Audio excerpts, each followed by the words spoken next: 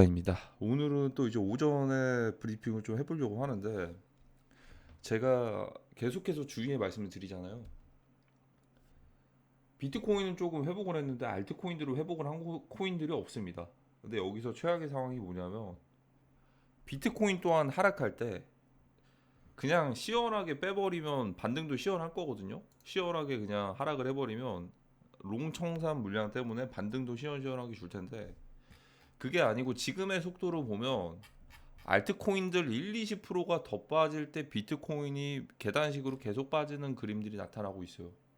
그러면 이게 극단적으로는 어떻게 될 수가 있냐면 계단식으로 이 반감기가 얼마 안 남았잖아요. 계단식으로 7천만 원대 초반까지도 빠질 수가 있다. 그러면 거기까지 갔을 때 비트코인은 과연 끝날까? 비트코인은 끝나지 않더라도 알트코인은 몇몇 애들은 끝날 수가 있습니다. 이게 무서운 게 뭐냐면 계단식 하락을 하는데 알트코인들이 반등들이 없잖아요. 그러면 계속 그냥 빨래질이 돌아가는 거예요. 비트코인은 반등을 합니다. 비트코인은 2%, 3%, 5%씩 반등을 하는데 알트코인들이 그렇다고 10%, 20%씩 반등을 하는 게 아니면 계속해서 고점이 계속 낮아지는 거죠. 뭐 이런 코인들이 있죠. 세이 같은 코인들은 그러면 계속해서 빨래질을 하면서 하락할 때 이런 식으로 계속 빠지는 거예요. 이게 극단적인 어떻게 보면 그레이트 리셋까지도 될 수가 있는 거죠. 단기적으로 1200원대만 들어갔어도 그대로 존버를 했다면 고점 대비해가지고 마이너스 60% 70%대가 나올 수가 있으니까 그러면 그때 시장은 어떤 식으로 움직일지 이 볼륨들이 어디로 빠질지가 아마 이때 덱스 쪽으로 많이 움직일 것 같거든요. 24년도 똑같이 선물로 빠질 것 같지는 않습니다. 선물에 대한 인식들이 너무나도 안 좋기도 하고 이미 그러한 현상들은 21년도에 많이 경험들을 하셨기 때문에 이때 아마 이 조용한 이 뭐 반등 데드캣 반등 한 번 정도 나올 수는 있겠는데 알트장이 여기까지 간다는 건 올려줄 생각이 없다라는 거예요. 최소한의 만약에 이런 코인들을 계속해서 계단식으로 비트코인 빠질 때는 또 같이 빠져버리잖아요. 대략적으로 좀 보여드릴게요. 얘는 쉬는 코인인데 비트코인 이렇게 회복을 했는데 세이 코인은 그냥 예로 든 겁니다. 최소한의 1,300원까지 회복을 했어야죠. 회복을 못하고 계속 빠지고 있는 건 세력들이 유동성을 공급할 이유가 없다. 공급을 그냥 놔버린다는 거나 마찬가지입니다.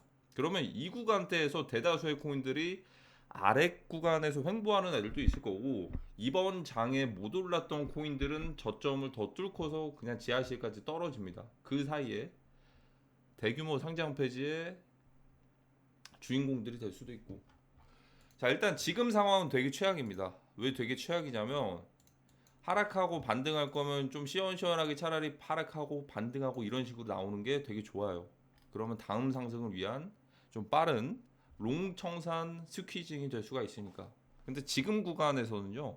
반감기가 얼마 안 남았다 보니까 계단식으로 계속 하락하면서 빠지는 듯한 느낌들이 많이 듭니다. 특히나 알트코인들이 이번에 만약에 비트코인이 고점 대비해가지고 5만 달러 초반대까지 결국에는 지금 여기에 CME 갭이 있죠.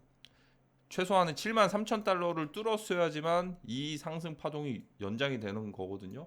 근데 지금 상황에서 보면은 그냥 그대로 하락해 버리면 여기 사이클이 끝입니다. 일단은 시즌 1이 결국에는 여기서 끝나는 거예요. 전체적으로 봤을 때 7만 3천 달러를 돌파하지 못하는 이상. 그런데 비트코인이 7천만 원대 초반까지 간다면 과연 그때 알트코인들은 어떻게 될까? 비트코인 해봤자 그럼 고점 대비해가지고 마이너스 20% 25%잖아요. 근데 알트코인이 문제란 거죠. 알트코인 시즌 2가 시작이 되기는 할 텐데 그게 과연 4월달 지금 시작을 할까? 최소 잡아도 8월달 9월달이거든요. 최소 잡아도 시즌 2가 시작을 하려면 일단 이 구간 내에서 만약에 이 구간 계단식으로 하락을 한다면 이 구간 동안 비트코인을 횡보하고 매집하는 구간들이 있을 텐데 이때 어떠한 시장의 반응들이 나타날지가 중요하겠죠. 제가 보고 있는 게 이때부터 덱스거든요. 메인 덱스가 이때부터 시작을 할 거라고 생각합니다. 물론 이때는 솔라나 말고 이더리움 기반인데 이더리움에는 보통 이제 메인 이더리움이 있고 그 밑에 굳이 따지자면 한 3개 정도가 있어요. 베이스, 뭐 아비트럼 또 블레스트 같은 것들이 있는데 모르겠습니다. 어떤 게 채택될지는 모르겠는데 아마 메인이 되는 이더리움이 메인인데 이더리움 메인이 되기 전에 얘네 셋 중에서 뭔가 좀 재미들을 볼 수가 있지 않을까. 지금 당장은 나오고 있는 건 없습니다. 아직은 메인 CX장을 먼저 끝내야겠죠. 이 중에서 뭔가 좀 주목을 받을 만한 것들이 나오지 않을까 조심스럽게 예상을 합니다. 이번 장에서는 선물로의 유입보다는 선물할 사람들은 다 선물하고 있거든요. 하락한다고 선물 이제 멘징하는 것들은 지금 시장을 재진입하신 분들이 많을 텐데 이 하락했을 때도 선물 시장을 한 번도 안 해보셨던 분들이 지금 이거 하락한다고 선물 시장으로 돌아간다? 안 할 것 같아요. 이때 안 했던 사람들은 계속 안 합니다.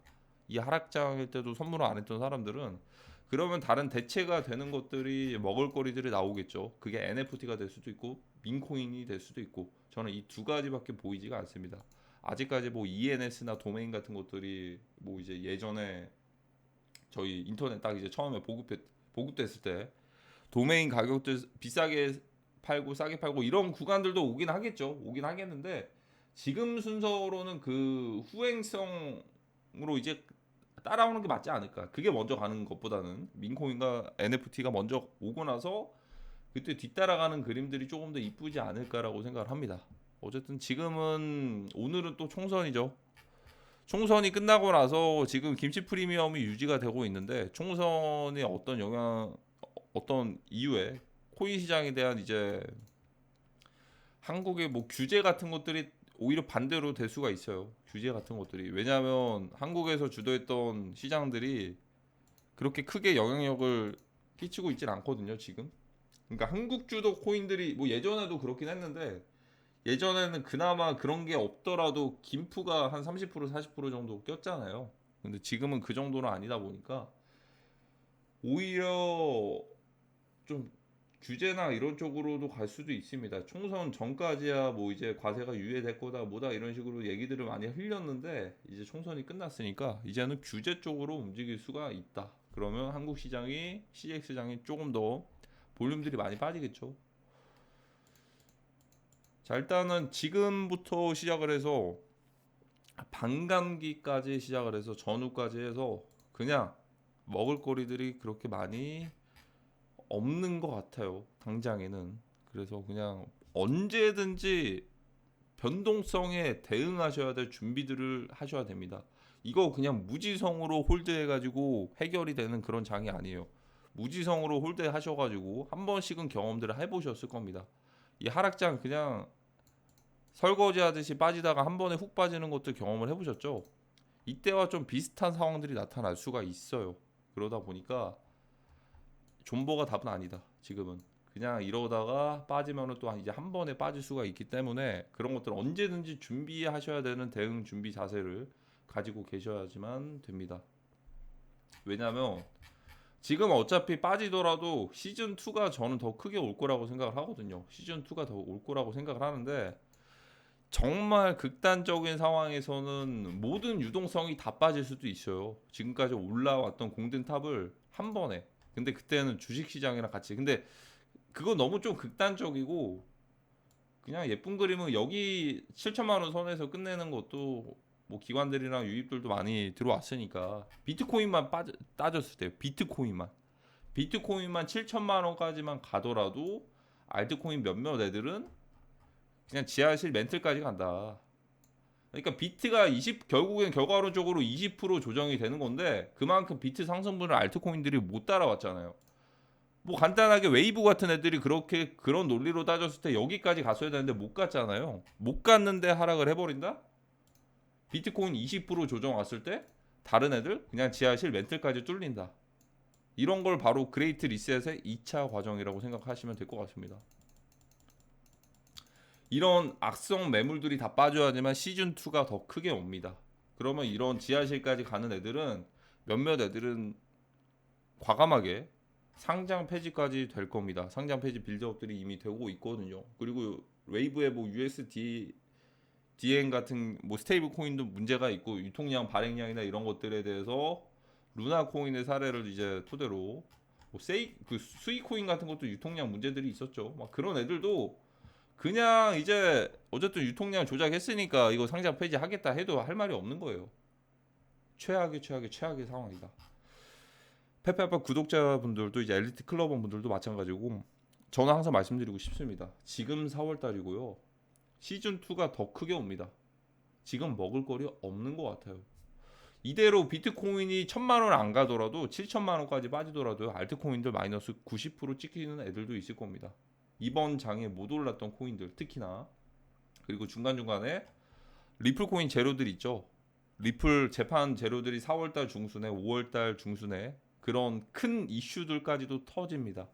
이거 대형급 되는 리플 코인 50조 가까이 되는 코인이 만약에 무너지면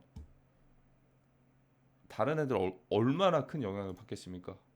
비트코인을 위한 건강한 조정을 위한 재료가 드디어 실현이 될 수도 있습니다. 4월달, 5월달에 날짜들이 잡혔죠. 4월달에는 리플이 반대 의견을 내는 거고 5월달에는 SEC 의견, 리플의 반대 의견 여기서 중간점을 잡아가지고 리플한테 벌금을 부과를 하는데 벌금 부과했을 때 리플 코인 당연히 매도가 되겠죠. 최악의 상황이 될 수 있다.